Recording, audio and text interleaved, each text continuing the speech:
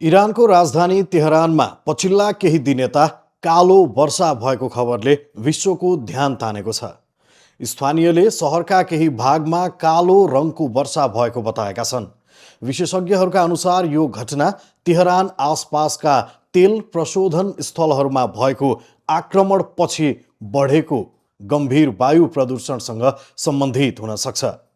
February 28बाट सुरु भएको America Israel आक्रमणपछि Tehran वरपरका कम्तीमा 4वटा तेल प्रशोधन स्थलमा हमला भएको पुष्टि भएको छ। मार्च 9मा लिइएका ताजा स्याटेलाइट तस्विरहरूमा तेहरानका 2 ठूला तेल प्रशोधन केन्द्रमा अझै आगो बलिरहेको देखिन्छ। तस्विरहरूमा तेहरानको उत्तर पश्चिममा रहेको सहरान डिपो र दक्षिण पूर्वमा रहेको तेहरान तेल रिफाइनरीबाट बाक्लो धुवाँ निस्किरहेको देखिन्छ। स्थानीय बासिन्दाहरूका अनुसार सहरका केही भागमा वातावरण धुम्म छ र प्रदूषणका कारण सूर्य अर्थात् घाम समेत स्पष्ट देखिएको छैन। धेरैले हावामा जलिरहेको जस्तो गन्ध आएको बताएका छन्। तेहरानमा बस्ने एक 20 वर्षीय युवतीले बीबीसीलाई भनेकी छन्, मैले सूर्य देखेको छैन, चारैतिर भयानक धुवाँ छ र अझै पनि जलिरहेको गन्ध आइरहेको छ। विशेषज्ञहरूका अनुसार तेल रिफाइनरीमा लागेको आगोले हावामा धेरै प्रकारका रासायनिक पदार्थ उत्सर्जन गर्छ। जब तेल पर्याप्त अक्सिजन नपाएर पूर्ण रूपमा जल्दैन, तब कार्बन डाइअक्साइड र पानीको सट्टा कार्बन मोनोअक्साइड र कालो कणहरू निस्कन्छन्। यस्तै सल्फर अक्साइड, नाइट्रोजन अक्साइड, हानिकारक हाइड्रोकार्बन धातुयुक्त यौगिक तथा तेलका साना थोपा पनि हावामा फैलिन सक्छन्। यी तत्त्वहरू वर्षाको पानीसँग मिसिएमा एसिडीय वर्षा समेत हुन सक्छ। वैज्ञानिकका अनुसार कालो वर्षा भन्नाले त्यस्तो वर्षालाई जनाउँछ जसमा हावामा रहेका प्रदूषक तत्त्वहरू मिसिएर वर्षाका थोपा कालो देखिन्छन्। वर्षा हुँदा हावामा रहेका कणहरू पानीसँग मिसिएर जमिनतर्फ झर्छ, जसका कारण मानिसहरूले यसलाई कालो वर्षा भनेका हुन्।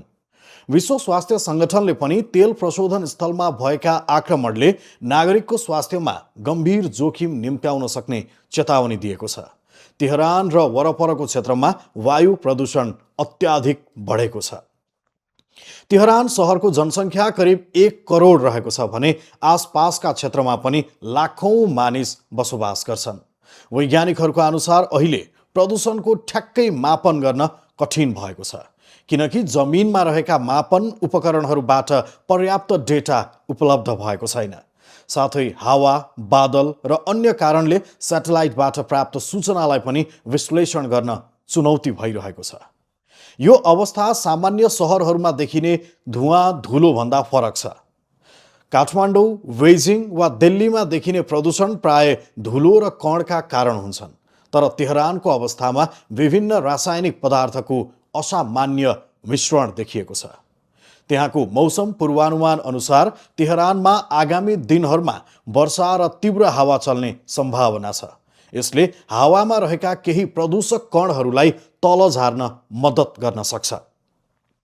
तर विशेषज्ञहरूले चेतावनी दिएका छन् कि यसले प्रदूषणको खतरा पूर्ण रूपमा भने हटाउने छैन। वर्षासँगै झरेका कणहरू नदी तथा अन्य जलस्रोतमा मिसिन सक्छन्। साथै जमिन सुकिसकेपछि ती कणहरू फेरि हावामा उडेर प्रदूषण फैलाउन सक्ने खतरा पनि उत्तिकै हुन्छ। तेहरानमा देखिएको कालो वर्षाको घटना अहिले वैज्ञानिक र वातावरणविदहरूका लागि पनि चिन्ताको विषय बनेको छ। तेल प्रशोधन स्थलमा भएको आगो र त्यसबाट फैलिएको रासायनिक प्रदूषणले नागरिकको स्वास्थ्यमा दीर्घकालीन असर पार्न सक्ने भन्दै सतर्कता अपनाउन आग्रह गरिएको छ।